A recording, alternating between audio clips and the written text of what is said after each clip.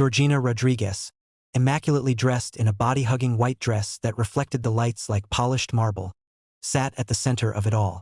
Her poise was unmatched, the epitome of calm, the image of confidence. But beneath that flawless surface, a volcano was beginning to rumble. That it was supposed to be a simple interview, a glamorous conversation about her latest Netflix documentary, her partnership ventures, and her family life with Cristiano Ronaldo.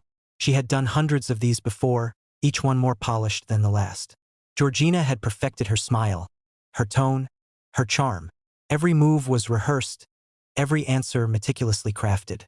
She was the face of poise, control, and grace. Yet, on this night, one question, one name would unravel everything she had built. The host, a well-known Spanish TV journalist with a reputation for pushing boundaries, leaned forward with a sly grin. He had already won the audience with his warmth and humor. But behind that grin, he was waiting for his moment. The question that would break the internet, the one that would trend across the globe. His cue card rested lightly in his hand, but he didn't need to read it. The name had already been rehearsed in his mind. He paused just long enough for tension to hang in the air. "So, Georgina," he began, his voice casual, teasing, "there's something everyone has been curious about lately." The studio quieted. Georgina's smile held, but her fingers tensed subtly on her lap. He continued, the grin widening. "Have you ever spoken to Irina Shayk after everything?" The moment hung like a frozen frame in a movie. The audience drew in a collective breath. Even the crew behind the cameras seemed to freeze mid-motion. Georgina's eyes flickered for a split second. Barely noticeable, but for those watching closely, it was like a crack appearing on flawless glass. The name? Irina. It was a ghost from the past. One that had haunted her for years but never spoken aloud in front of millions. For a heartbeat, she didn't move. Then, she smiled. That perfect, rehearsed smile. "Irina?" she repeated softly, as though she didn't quite catch it. But her tone carried a strain, a hesitation that betrayed her. The host leaned forward, encouraged. "Yes, Irina Shayk, Cristiano's ex. People still talk about the comparisons between you two, the style, the fame, the way the world sees you. How do you really feel about her now?"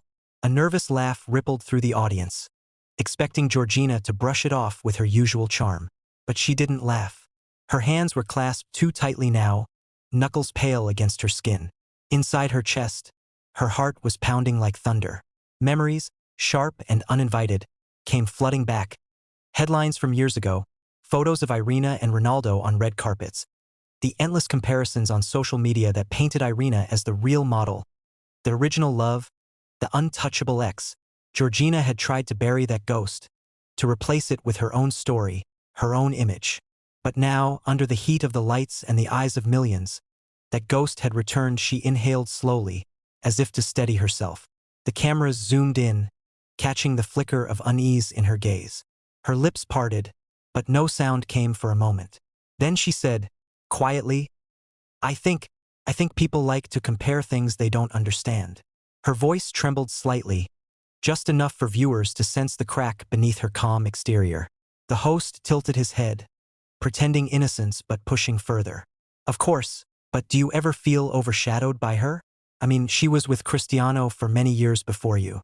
Do you ever feel like you live in her shadow?" The words landed like knives. Shadow. It was the one thing Georgina had fought against all her life. To prove that she wasn't just Cristiano's girlfriend, not just the woman who came after Irina, not just a replacement. The smile that had been plastered on her face began to falter. Her eyes darted briefly toward the audience, then back to the host. "I live in no one's shadow," she said, sharper now. Her tone carried steel, but her voice betrayed the faint quiver of emotion rising beneath it. The host sensed the shift, the tension, the spark. "Of course not," he said quickly, though his smirk said otherwise. "You're your own woman. But you must admit, Irina was what?" Georgina interrupted, the calm suddenly slipping away. The audience murmured. Her voice rose slightly, not loud but with a tremor that made every ear perk up. "Was what? More famous? More loved? More perfect?" Her words echoed, raw and unfiltered. The host blinked, taken aback by her sudden edge. No, I just meant—" "You know what you meant," she cut in again, her voice trembling between anger and pain. The room fell silent. Every camera was locked on her now. The bright studio lights reflected in her teary eyes, and for the first time, Georgina Rodriguez, the woman always in control, looked utterly human. In the control booth, producers exchanged worried glances. This wasn't the polished interview they had expected. This was breaking news. Unfiltered, emotional, explosive. Georgina took a breath, her chest rising and falling visibly. "You people always bring her name up," she said, voice cracking now. "Always. Every time I try to talk about my life, my work, my family, someone finds a way to drag her back into it. Do you think that's fair? Do you think it's easy living like this?" Her words came faster now, like a dam breaking. The audience sat frozen. Some whispered. Some even pulled out phones to record, knowing this would be viral within minutes. "I've spent years trying to build something of my own," she continued, her voice growing emotional. "And still, all anyone wants to talk about is his past. Her face, her photos, her interviews. Do you think I don't know what people say online? That I'm trying to be her? That I'll never measure up? That I'm living in someone else's story?" She shook her head slightly, tears beginning to glisten in her eyes. I'm tired. "I'm tired of pretending it doesn't hurt. I'm tired of smiling while people tear me apart for being who I am. I didn't steal anyone's life. I just loved someone who had a past." The host tried to speak, but no sound came. The audience sat in stunned silence. The once confident Georgina was unraveling before their eyes, her emotions laid bare, her pain undeniable. Cameras captured every flicker of her face. The trembling lips, the tears she tried to blink away, the way her voice cracked mid-sentence. And yet, in that vulnerability, there was something powerful, real. The woman who had always seemed untouchable was suddenly painfully human, and that humanity struck a chord with millions watching at home. "I have a family," she whispered finally, almost to herself. "I have children who look up to me, and every time the world compares me to her, they see their mother breaking a little more inside. I don't want that anymore." Her voice broke completely then, a sob escaping despite her efforts to contain it. She covered her face with her hand, turning slightly away from the camera. The host, for the first time, looked uncomfortable. He mumbled something about taking a short break, but the producers, sensing the gravity of the moment, waved him off. This was TV gold, raw emotion, real pain. The audience erupted into whispers. Some looked shocked, others sympathetic. A few even clapped softly, as if offering silent support. Georgina, however, sat frozen, tears streaming down her cheeks. She had spent years perfecting her public image, and in one question, it had shattered when she finally looked up again. Her mascara streaked faintly under the harsh lights. "You think this is entertainment," she said softly, almost to the cameras themselves. "But for me, this is my life. Every word, every comparison, every whisper, it doesn't just go away when the cameras stop. It follows me home." Her voice quivered, but her eyes held defiance now. "I respect Irina. I truly do. But I'm not her, and I never wanted to be. I'm just me." A pause. The studio was utterly silent. You could hear a pin drop. Then, without another word, Georgina removed her microphone. The sound of static crackled faintly as she unhooked it. The host reached out instinctively, but she stood before he could stop her. She took one slow, shaky breath, looked around the studio, at the faces staring back at her, at the cameras still rolling, and whispered, "I'm done." Then she walked off stage. The cameras followed her retreating figure, the echo of her heels against the studio floor resonating like a final heartbeat. The host sat frozen, unsure whether to speak or stay silent. The producers scrambled, shouting directions, but the damage, or perhaps the revelation, had already been made. Within minutes, social media exploded. Clips of Georgina's breakdown spread like wildfire across every platform. Hashtag Georgina breaks down, hashtag Irina question, hashtag Live TV meltdown, all trending within the hour. Some fans rushed to defend her, calling her brave for showing emotion. Others mocked her, comparing her reaction to Irina's composure. The very thing she had feared had happened. And yet, for the first time, people were seeing her pain. Backstage, Georgina sat alone in the dressing room. The makeup lights around the mirror glowed softly, casting her reflection in a painful clarity. Her hands trembled slightly as she tried to wipe the tears away, but they kept falling. Her phone buzzed incessantly. Calls from her team, from Ronaldo, from friends, but she couldn't bring herself to answer. The noise of the world felt far away now. I end the reflection. She didn't see the glamorous woman the world admired. She saw the girl who had once dreamed of a simple, quiet life, before the fame, before the comparisons, before Irina's shadow had become an inseparable part of her own story. She whispered softly to her reflection, "Maybe they'll never understand." And for the first time in years, Georgina Rodriguez allowed herself to break. Not in secret, not behind closed doors, but fully, completely, honestly. As the lights dimmed and the world outside buzzed with gossip, inside that dressing room sat a woman who had finally stopped pretending. The world didn't sleep that night. What had begun as an ordinary live interview in Madrid turned into a global storm by the time midnight fell across Europe. Every social media feed was saturated with Georgina's tearful face, the sound of her trembling voice replayed on endless loops, dissected by influencers, talk shows, tabloids, and critics alike.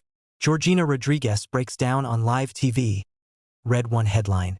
Irina question shatters Ronaldo's partner, said another. Screens across continents flickered with her image. Some sympathetic, some merciless. In the quiet of her dressing room, Georgina hadn't realized the magnitude of what had just happened. Her phone had exploded with messages and calls, but she couldn't face any of them. Her team had been pounding on the door for over 10 minutes, voices muffled behind the walls. She sat still, numb, staring at the reflection in front of her. Smudged eyeliner, glassy eyes, and an exhaustion that felt bone deep. The noise outside didn't feel real anymore. The moment she said, "I'm done," something inside her had cracked open. Something she didn't even know she had been holding together for years. When the door finally opened, her manager stepped in. A woman in her 40s, calm under pressure, but now visibly shaken. "Gio, we have to go," she whispered. "They're outside. The press. Everyone." Georgina blinked as though waking from a dream. "Outside." Her manager nodded grimly. "Hundreds. They're waiting at the exit. You're all over the news. We need to leave now before it gets worse." It didn't feel like real life. It felt like watching a movie of someone else. A woman who had lost control on live television, whose emotions had spilled out for the world to feast on. Georgina stood slowly, her knees trembling. Her white dress was creased, her makeup ruined, but she didn't care. The moment she stepped out of the dressing room, camera flashes erupted from down the hallway, reporters who had already found their way inside. Security guards pushed them back, shouting for space. But the chaos was unstoppable as Georgina walked through the corridor. Questions were hurled at her from every direction. "Georgina, do you regret your words? Did Cristiano know you were going on the show? Have you spoken to Irina since the interview?" She didn't answer a single one. Her eyes stayed forward, guarded by her manager and 2 bodyguards. But the flashes followed her all the way to the car. When the door finally shut behind her, the sudden silence inside the black SUV felt like oxygen returning after drowning. Her phone buzzed again. This time it was Ronaldo. She hesitated before picking it up. For a second, she feared his voice. Feared disappointment, frustration, the possibility that she had embarrassed him. But when she finally answered, the voice on the other end wasn't angry. It was calm, low, and concerned. "Gio," he said softly. "Are you okay?" She closed her eyes. Just hearing his voice was enough to make her throat tighten again. "I'm fine," she lied, her voice barely above a whisper. "No, you're not," he replied. "I saw it." Her heart sank. "Everyone saw it?" she murmured. There was silence on the line for a long moment, then he sighed. "Come home. Don't talk to anyone. I'll handle the press." The car moved through the streets, flashes of cameras chasing it like wolves. Georgina watched the city blur outside the tinted windows, her reflection ghosted in the glass. Somewhere deep inside, she wanted to disappear. Not forever, just long enough for the noise to stop. When she reached their home in Lisbon, the gates closed behind her with a thud that felt final. Inside, the house was quiet. The children were asleep, the lights dimmed. Ronaldo met her at the door, not as the global icon the world knew, but as the man who knew her heart better than anyone. His face was tense but soft with worry. She didn't speak. She just walked into his arms, and for a long while, neither said a word. The next morning, the storm had only grown. News outlets replayed her meltdown in slow motion. Analysts dissected every frame, every gesture. Psychologists appeared on talk shows discussing celebrity mental health. as if she were a case study. Even fashion magazines chimed in, debating whether Georgina's breakdown had been a calculated publicity stunt or a real emotional eruption. The cruelty of the commentary was relentless. But amid the noise, something unexpected happened: empathy. Thousands of fans flooded her social media with messages of support. You were brave. You spoke your truth. No one deserves to be compared forever. For the first time, people saw Georgina not as a glamorous accessory to Ronaldo, but as a woman who had been carrying invisible pain for years. Yet, the questions didn't stop. Irina Shaykh's name trended alongside hers. The media now turned its cameras toward Irina, waiting for her to respond. Would she defend Georgina? Stay silent? Stir the fire? For 2 days, Irina said nothing. The silence only fueled speculation. Paparazzi followed her every move, from her morning coffee run in New York to her evening stroll with her daughter. Every gesture was analyzed, every expression magnified. Irina ignores Georgina drama, said one headline. Irina's cold response to breakdown, said another. But then, on the 3rd day, she posted something. Not a statement, not an interview, just a photo. A simple image on Instagram. A serene sunset over the ocean, captioned, "Peace is not found in the noise." The internet erupted again. Some called it shade. Others said it was a message of compassion. But to Georgina, seeing that post felt like another blade twisting in an old wound. Not because of malice, but because Irina had always seemed untouchable. Calm, composed, unshaken. That night, as she scrolled through her phone, Georgina saw her own tear-streaked face on every news feed. Her chest tightened, her breath unsteady. She tossed the phone aside and stepped out onto the balcony, the Lisbon night air cold against her skin. Below her, the city lights twinkled, distant, indifferent. Ronaldo joined her quietly. He didn't say anything at first, just stood beside her. Finally, he said, "You don't have to be perfect all the time." She didn't answer. "You've been holding everything in for years," he continued. "You didn't fail last night. You were honest. And that's something most people can't be." His words should have comforted her, but instead, they made her feel the weight of it all. The years of pressure, the expectations, the constant comparisons. "I just wanted them to see me," she said softly. "Not as her replacement, not as your accessory, just me." He turned to face her, his expression firm. "They saw you, Gio, the real you, and that's why they can't stop talking about it." She looked at him, tears glistening again, but this time they were quieter. Not from pain, but exhaustion. "I don't want to be talked about. I just want peace." Over the next week, the media frenzy began to shift. Some commentators praised Georgina's raw honesty, calling it a defining moment for women under public scrutiny. Others tried to exploit it, creating fake stories about her mental instability or jealousy. Her team worked day and night to control the narrative, issuing statements about her needing privacy, declining interviews, rejecting tabloid offers. Still, something had changed. Georgina began to withdraw from events, from social media, from the world. She stopped attending public appearances. She spent more time at home, with her children, avoiding mirrors and news feeds.